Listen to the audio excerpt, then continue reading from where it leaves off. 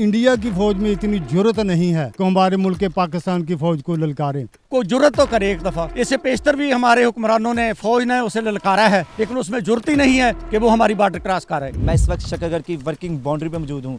यहाँ से चंद मील की दूरी पर इंडिया की तहसील हीरा नगर वाक़या है।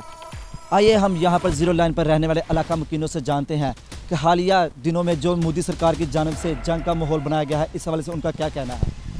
कि ये जो हालात बने हैं, तनाव है इंडिया पाकिस्तान का, इससे पेशतर भी हम 86 में, 98 में, 2002 में देखते आए हैं।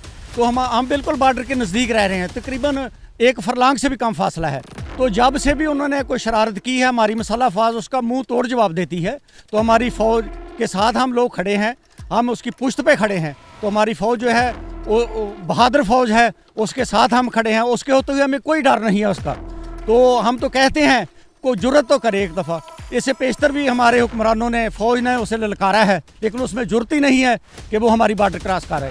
तो इसलिए हम अपनी फ़ौज के साथ खड़े हैं, हम बॉर्डर पे खड़े हैं, हम किसी किस्म से इंडिया से नहीं डरते। हमारे पास चूँकि जदीद असला है, यहाँ तक कि एटम बम हमारे पास है। तो एटम बम इसीलिए बनाया हुआ ना, बोला अपनी हिफाजत के लिए बनाया, हमने कोई शादियों पे नहीं चलाने के लिए बनाया।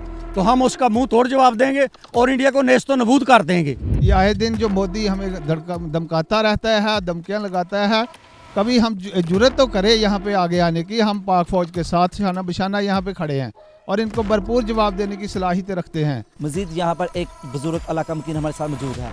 आइए उनसे जानते हैं, जिन्होंने 1965 की जंग और 1971 की जंग भी देखी है, उनका इस हवाले से क्या जोश व जज्बा है। जब सन 1965 की जंग का आगाज़ हुआ तो हमारे मुल्क के पाकिस्तान के शहीदों ने उनका मुंह तोड़ जवाब दिया और उनको सबक सिखाया और उन्हें बताया कि हम एक अजीम मुल्क की बहादुर फ़ौज हैं।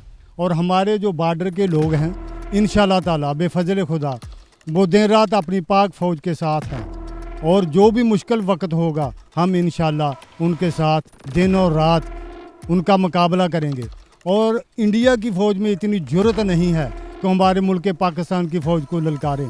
हम एक एटमी पावर हैं। हमने जो हमारे पास जो एटम है वो हमने खेलने के लिए नहीं रखा, हमने उनके ऊपर चलाने के लिए रखा है। और जिस दिन हमें वो ज़्यादा मजबूर करेंगे और हम वो चलाएंगे इंशाल्लाह और इनको बताएंगे हम एक अजीम मुल्क के मुहाफ़िज़ हैं।